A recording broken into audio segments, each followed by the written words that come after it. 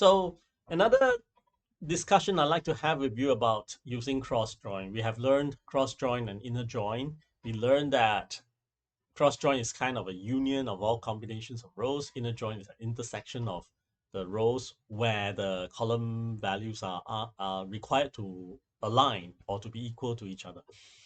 And what we want to sort of discuss a little bit more is how can we further use cross join. So in this illustration, I want to show you uh, one example. It may not be the only example, definitely, but one example where we have to use cross join. All right, we have to use some sort of a cross join, maybe together with inner join, and also with the illustration of a renaming of the, or rather not renaming, but naming of the temporary result of a select outcome for use in subsequent uh, select or processing. So this cross join is going to be this example is going to be in conjunction with inner join and with the command, the new command that we are learning here. The with is going to be able to rename a temporary table. Okay, we are going to rename that temporary table as new table. Okay, so that we can reference this temporary table. Because even though earlier on we learned that we can use select and then just put a bracket and then plonk it into wherever we need select and then select, right? In cases where we need to reference that table, the outcome of an inner select, then we need a way to name that table without trying to create table and then later on use it and then drop table, which is very cumbersome. So the way the convenience feature that we can use is the with. So when we say with temp table, that means we put the new name of the table first. With temp table sort of created as. So with temp table as bracket, then we plonk in the select statement, the inner select statement. So the outcome will be the temp table, the new name. And from there on, we are able to use this temp table as if it were created in the database when actually it may or may not be, depending on how SQLite decides which way is more efficient or more possible. Because if everything is in memory, it may not be possible, and so on and so forth. So we have no assumption as to whether this temp table is in memory or stored, but it doesn't matter. SQLite will handle this on its own. What we definitely enjoy is the ability to say, I want to inner join this table with something else. I want to cross join this table with something else. And that's possible. That's possible, right? I can cross join this temporary table with another temporary table and whatever it is. And that's just making a lot of things possible when previously it's very cumbersome, very or involves a lot of our manual, twiddling with the commands and multiple commands. So this is what makes it possible.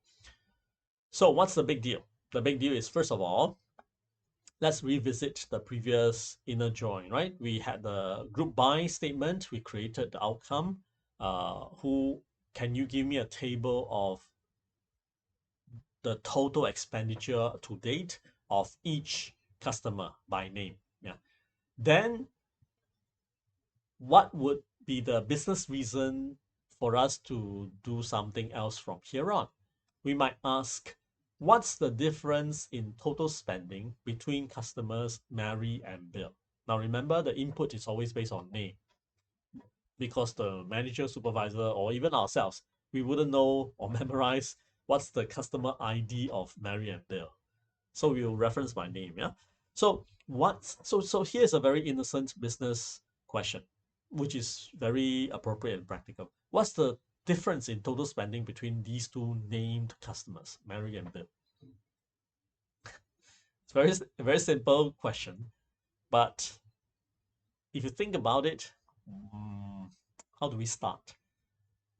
Having this grouped by total expenditure per unique customer name is a good start, right?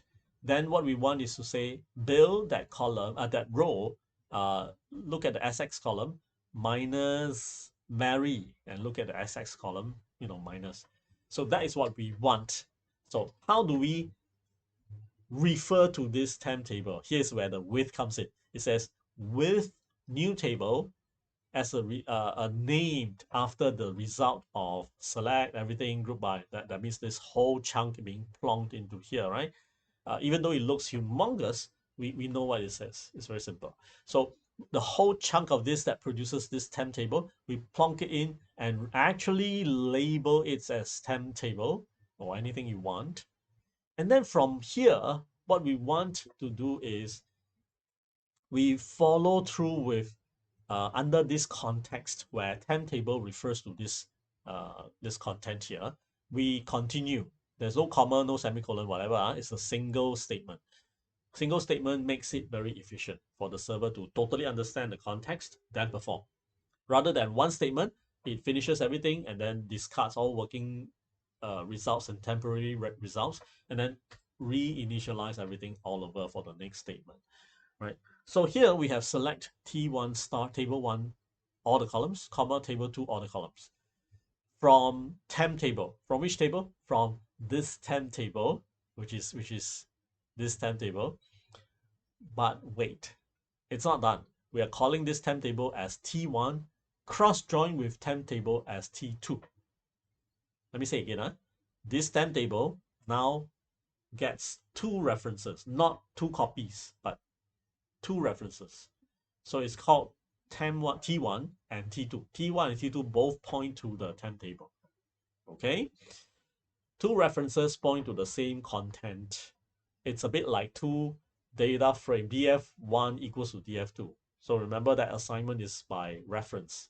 So df1, df2 both point to the same data frame in our pandas discussion earlier on. So when we change data frame 2, it will change data frame 1 as well. So here, same thing here, T1 and T2 point to this temp table. Then what? Why do we need to do that? Because we are trying to cross-join the same table with itself. Here's the very mind-boggling but very important part of our learning curve here. Why would we need that? Because earlier on, while trying to achieve this business answer, we were saying Bill's SX amount minus Mary's SX amount. Visually, it's very clear what we want to do.